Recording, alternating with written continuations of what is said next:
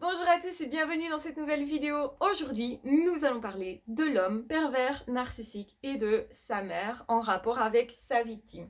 Donc pourquoi je parle de ça? Pour comprendre vraiment le mécanisme.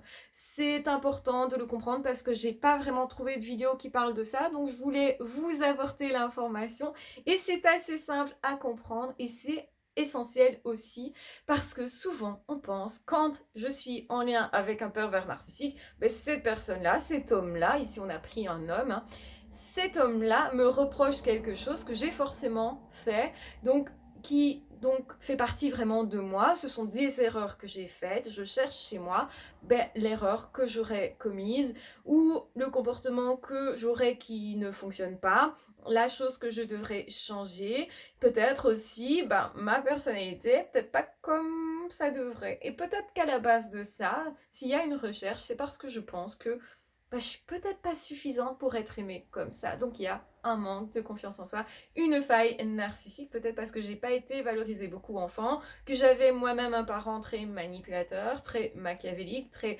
narcissique, que j'ai déjà été utilisée un peu comme un objet qui a servi de faire valoir par rapport à cette famille. C'est souvent le cas des personnes qui ont grandi dans des familles dysfonctionnelles. Donc, première chose à se dire, tiens, peut-être, c'est pas qu'il y a un problème en moi, c'est plutôt que je manque de confiance en moi et que j'ai une mauvaise base en fait de ce qu'est l'amour. Je confonds en fait la manipulation et l'amour. Et du coup, je vais être plus facilement tentée d'accepter dans ma vie des personnes qui dysfonctionnent, des personnes qui sont notamment pervers narcissiques. Alors qu'est-ce qui se passe du côté de l'homme pervers narcissique avec sa mère? Eh bien, généralement, c'est un petit peu comme une secte. La mère va représenter une femme toute puissante, où justement, on n'a pas vraiment l'impression de faiblesse. Et ça, c'est assez surprenant parce que normalement, un être humain, il a des forces, mais il a aussi des faiblesses. Une personne qui n'accepte pas ses faiblesses, ça veut dire que cette personne va rejeter les fautes sur l'autre. Et vous remarquerez que c'est ce que font justement les pervers narcissiques, que ce soit des hommes, que ce soit des femmes. La faute, c'est toujours de la faute de l'autre, c'est beaucoup plus facile, et ça montre à quel point je serai parfait moi. Et ça, c'est vraiment la position des pervers narcissiques, donc attention, déjà, c'est une façon de les repérer. Vous n'êtes pas la personne horrible qu'ils décrivent, et vous n'êtes certainement pas responsable de tout. Peut-être vous avez des défauts, et c'est ok, en fait, on peut être aimé avec des défauts, en ayant des défauts parce qu'on en a tous. Donc c'est pas normal, quelqu'un qui passe son temps. Donc d'une part, il vous choisit comme si vous étiez une personne unique, importante à ses yeux, il vous valorise énormément, il vous fait des gros cadeaux peut-être, et puis tout d'un coup, en même temps, cette personne vous dit c'est ta faute, tu ne sais pas faire, c'est à cause de toi que le couple ne fonctionne pas, c'est à cause de toi que la société ne fonctionne pas, c'est à cause de toi que il y a tous ces problèmes-là. Et vous allez vous dire, c'est possible en fait, parce que on m'a souvent dit qu'effectivement, il y a des choses chez moi qui ne fonctionnent pas, peut-être que je me sens pas très sociable, peut-être que je n'ai pas eu un couple très épanouissant dans le passé, et du coup, je pense que c'est peut-être de ma faute, peut-être que je suis déjà blessée d'une ancienne histoire, et que je pense que, effectivement, je suis pas très capable d'être amie en fait, moi. Alors du coup, je m'accroche et je vais me dire que cette fois, je vais réussir. Je vais essayer de me prouver que je suis capable. Et comme j'essaye de me prouver, j'essaye de me conformer. Et donc, je suis manipulable. Pourquoi? Parce que je n'ai pas confiance en moi, parce que je manque de repères et parce que certainement, j'ai déjà vécu des choses pas très faciles dans le passé et que j'aimerais vraiment être à la hauteur. Donc, j'ai un côté perfectionniste en relation en tout cas. Voilà un petit peu où est la faille chez la personne qui est victime de ce mécanisme-là. Et j'ai bien dit que ce n'est pas votre faute, que ce n'est pas à vous à corriger quelque chose. En fait, vous avez effectivement des choses à travailler, la confiance en soi, l'estime de soi, votre valeur, donc savoir quelle valeur vous avez. Donc c'est tout l'inverse de ce qu'ils vont vous faire travailler. Vous allez croire qu'effectivement le problème vient de chez vous. Vous allez même être ok d'accepter ça, de travailler sur vous, de vous modifier parce que vous êtes une belle personne. Ça veut dire que vous êtes quelqu'un de vraiment gentil et vous voulez vraiment que les choses fonctionnent. Vous voulez vraiment que l'autre soit bien et vous voulez même vous être bien aussi. Et donc du coup, vous allez faire tout ça. Et oui, c'est un piège dans lequel vous êtes tombé, un piège qui se referme exactement comme une toile d'araignée. Vous êtes prisonnier là-dedans. Le pervers narcissique a un rapport très particulier avec sa mère, généralement, qui peut être elle-même perverse narcissique. On va en retrouver dans la famille, ça peut être la grand-mère, mais ici, je vais simplifier et dire, bon, voilà, il y a une figure maternelle qui n'est en fait pas maternelle. Alors, c'est quoi une mère, vraiment? C'est quelqu'un qui va prendre soin de son enfant, qui va justement l'autoriser à être faible à certains moments, mais qui va le valoriser en même temps, qui va l'aider à voir au fond de lui comment s'aimer, même avec ses défauts, et qui va l'encourager dans son entreprise, l'encourager à être lui-même, à avoir ses propres besoins, qui va écouter vraiment les besoins de l'enfant et va écouter aussi ses émotions. Vous l'aurez compris, c'est justement ce qu'on ne fait pas dans les familles dysfonctionnelles. On n'écoute pas l'autre, on n'écoute pas l'enfant, on lui dit conforme-toi, tu dois faire comme ça, comme ça, comme ça, comme ça. On lui donne toute une série de règles à respecter pour faire partie de la famille et je t'aimerai si seulement tu te conformes. Donc il y a une forme d'idéalisme, d'amour conditionnel qui en fait n'existe pas. Tout ça, ce ne sont que du faux, que des apparences. C'est une famille où on fait croire que l'amour c'est ça, alors qu'en fait ce n'est pas de l'amour. Et justement, il y a des rapports de force où on va faire en sorte que l'enfant se conforme. L'enfant va faire tout pour éviter que ça se voit à l'extérieur, donc va défendre les parents qui dysfonctionnent, qui en fait l'enfant va avoir ce qu'on appelle le syndrome de Stockholm. C'est quoi? C'est le fait de s'allier à la cause de la personne qui souffre. Donc on ne voit plus la violence qui est faite sur soi, on dénie ça, on évite de penser qu'effectivement on est en train de subir quelque chose qui n'est pas normal. On croit que c'est normal même, parce qu'on n'a pas de référence à l'extérieur. Donc en tant qu'enfant, du coup, on se conforme et même on veut ressembler possiblement à ce parent-là qu'on va mettre sur un piédestal. Donc la mère est vue comme toute puissante, comme omnisciente, donc c'est-à-dire qui sait tout, qui a au fond d'elle toute, comment dire, toute une bienveillance. Donc on lui attribue vraiment une place de reine, hein, une place écrasante aussi. Et c'est celle qui sait mieux que tout le monde ce dont on a besoin. Plutôt que de s'écouter soi, on est coupé de soi. Et on s'est coupé justement pour pouvoir survivre dans cet environnement-là. Donc c'est un enfant qui va grandir, coupé de lui-même et dans l'adoration de cette mère-là. Et donc la mère, elle n'a qu'à claquer des doigts. Un jour, elle va dire noir, le lendemain blanc sans raison. Généralement, il n'y a pas vraiment de règles structurantes, hein, justement. Parfois, il n'y a pas tout à fait de règles non plus. C'est très déstructuré. Et donc, ça crée chez cet enfant-là une envie, justement, de se renarcissiser, d'être aimé, d'être valorisé, d'être au-dessus des autres, de se sentir exister. Vous l'aurez compris, c'est tout ce que n'ont pas vécu généralement les pervers narcissiques. Et donc, ils vont chercher à maintenir une illusion qu'ils sont quelqu'un par les apparences, une illusion à leurs propres yeux et aux yeux des autres. Et donc, il y a un rapport mère-fils très particulier qui est très phagocytant comme ça, donc c'est-à-dire l'enfant n'a pas pu exister et certainement la mère avant non plus, donc ça se transmet de génération à génération, non pas parce que c'est génétique, mais parce que effectivement c'est un fonctionnement. Donc on va vivre sous une coupelle comme ça d'une mère dominatrice et le fils généralement va sortir de ça en ayant une haine au fond de lui de ne pas avoir pu exister, donc une haine contre sa mère qui ne peut pas s'exprimer, qui va se reporter généralement sur la victime, qui va ressembler peut-être même à cette mère. Donc regardez, est-ce que ma belle-mère me ressemble? Est-ce que j'ai les mêmes yeux? Est-ce que j'ai peut-être les mêmes passions? Est-ce que je ressemble à cette belle-mère écrasante en fait?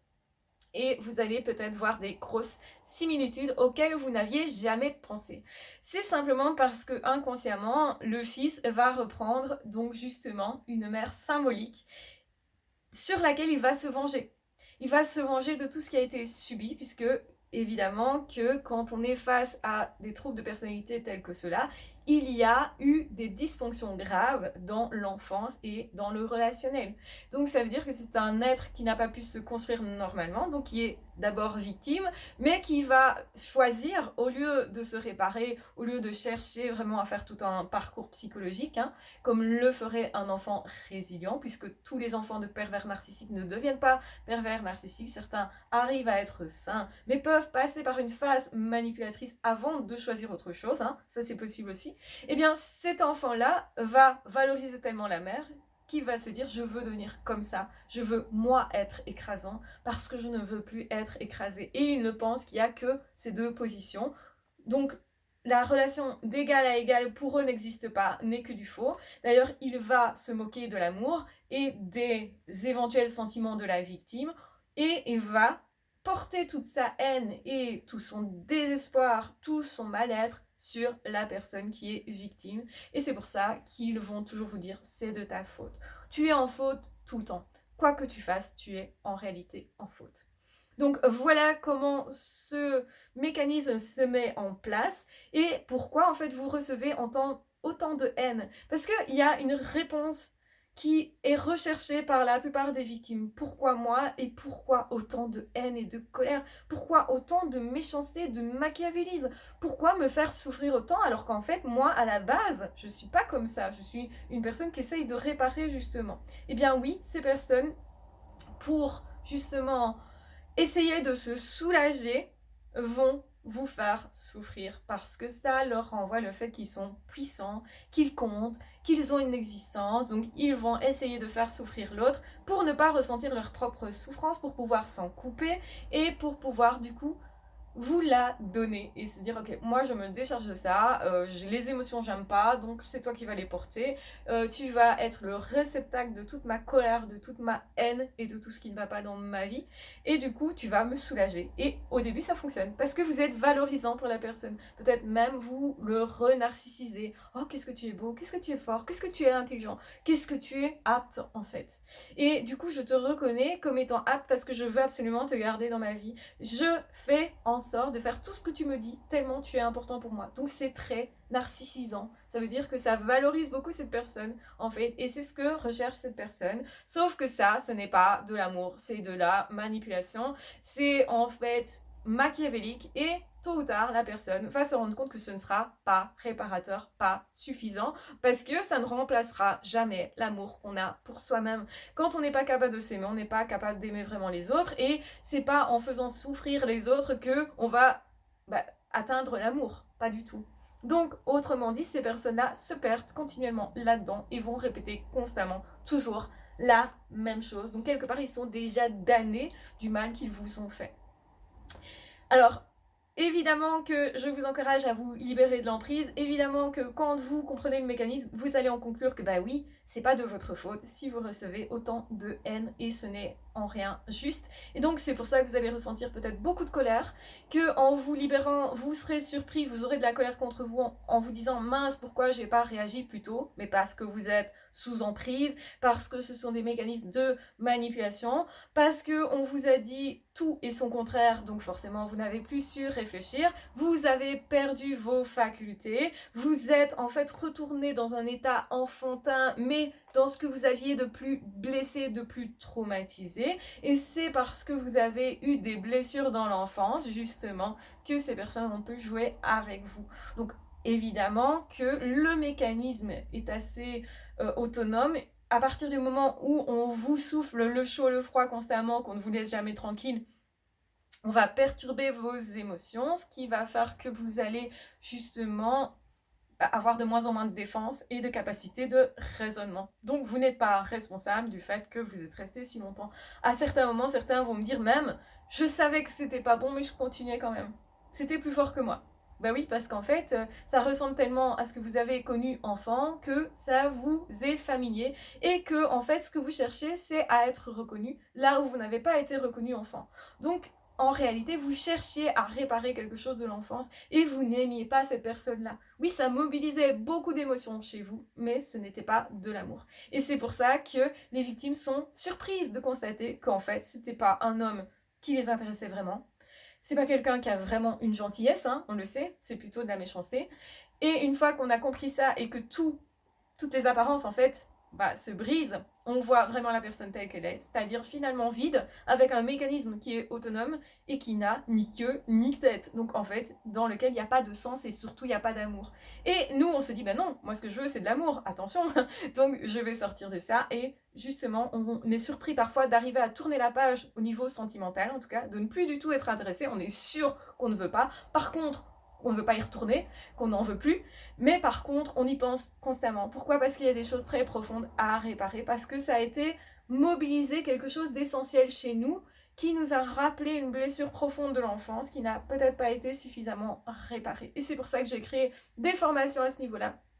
Notamment si vous avez eu un parent pervers narcissique, c'est très important de travailler sur vous pour aller retirer les racines de tout ça, pour comprendre en fait ce qui se passe et pour justement ne plus jamais être dupe et ne plus jamais retourner dans ce type de relation-là et de comprendre justement comment s'ouvrir pour avoir de belles relations parce que c'est tout à fait possible, c'est possible de se réparer et en plus ça va créer de plus belles relations justement parce que vous saurez ce que vous n'avez pas eu et ce que vous aurez quand vous serez en face de quelqu'un qui peut vraiment partager. Vous allez sentir non pas du vide mais du lien. Vous allez sentir que vous n'avez pas besoin de faire des tas d'efforts pour exister, vous existez. Vous allez sentir une personne qui est vraiment à votre écoute et qui va progressivement avec vous mais qui est constant.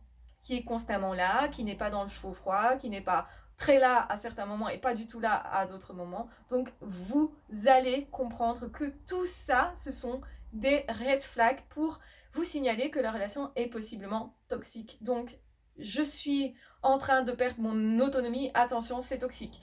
Je suis en train de me nier moi-même ou de ne pas oser dire mes sentiments, attention, c'est toxique. J'ai peur que l'autre se mette en colère, attention, c'est toxique. J'ai peur des conséquences si je m'en allais, attention, c'est toxique. J'ai peut-être peur que la relation se distende, attention, c'est toxique. J'ai peut-être peur de faire ce qu'il faut pas. Attention, c'est toxique. J'ai peut-être peur que mon comportement ne soit pas le bon. Attention, c'est toxique. J'ai peut-être peur de ne pas être à la hauteur physiquement. Attention, c'est toxique. J'ai peut-être peur justement de me laisser aller, d'être moi. Attention, c'est toxique. Vous voyez, si vous rassemblez ces critères-là et que vous les avez quasi tous, ou voire tous, attention, je ne peux vous dire que c'est toxique. Donc, plus vous aurez conscience de ce en quoi vous êtes et plus vous serez capable aussi de reconnaître les vraies belles relations qui commencent tout doucement, qui n'ont peut-être l'air de rien, qui n'ont peut-être pas ce côté flamboyant et hyper excitant qu'ont les pervers narcissiques ou les grands manipulateurs et les personnes qui sont en fait déstructurées, mais pourtant qui derrière vont vous offrir quelque chose de vraiment chouette à vivre. Donc prenez votre mal du début en patience, c'est peut-être plus ça qu'il faut faire, et dites-vous, ok, je verrai après, je vais voir ce qu'on peut partager, tiens, tout est calme, tiens, on ne se dispute jamais, tiens, cette personne m'accepte telle que je suis, tiens, je peux me confier, tiens, cette personne est là quand je suis malade, tiens, cette personne m'apporte de l'attention et j'ai pas besoin de faire quelque chose pour recevoir cette attention. Je me sens digne dans tous les cas. Eh bien ça, c'est une belle relation qui commence. Et c'est tout le bien que je vous souhaite. Donc voilà, je vous embrasse bien fort, je vous aime très fort. J'espère que cette vidéo vous sera très utile. N'hésitez pas à vous abonner à la chaîne si ce n'est pas déjà fait. Vous pouvez aussi me poser d'autres questions pour que je puisse vous apporter des réponses. S'il y a quelque chose qui vous tourne dans la tête, n'hésitez pas, c'est gratuit. Je vous répondrai en vidéo. N'hésitez pas à vous abonner à la chaîne, à cliquer aussi sur la petite cloche pour savoir quand je poste une vidéo. Ça va vous envoyer une petite alerte, un petit message qui vous dit « Hey, il y a une nouvelle vidéo qui est sortie, tu peux la visionner ». Si vous voulez aussi, vous pouvez aller visiter ma chaîne Une Psy à la maison, qui est une autre chaîne que j'ai maintenant depuis plusieurs années, qui parle aussi des pervers narcissiques et des relations toxiques. Ça vous aidera peut-être aussi à avancer sur votre chemin. En tout cas, je l'espère. C'est aussi gratuit. Et si vraiment vous voulez vous engager dans une formation, vous retrouverez en barre d'infos un lien vers ma boutique où vraiment, là, vous pouvez suivre une formation pas à pas et décanter vraiment chaque chose, comprendre pas à pas chaque détail, chaque subtilité de la relation toxique qui va vous donner l'occasion de vous rencontrer vraiment vous-même, qui va vous faire justement décanter les choses, libérer plein de choses, qui peut aussi être un petit peu challengeant, hein, mais vous allez vraiment devenir beaucoup plus épanoui et vous libérer d'un poids après ces formations-là. En tout cas, c'est tout ce que je vous souhaite. Donc, prenez bien soin de vous. Je vous embrasse bien fort, je vous aime très fort. Et on se retrouve très vite pour d'autres audios ou pour d'autres vidéos. Ah, ciao, bye bye!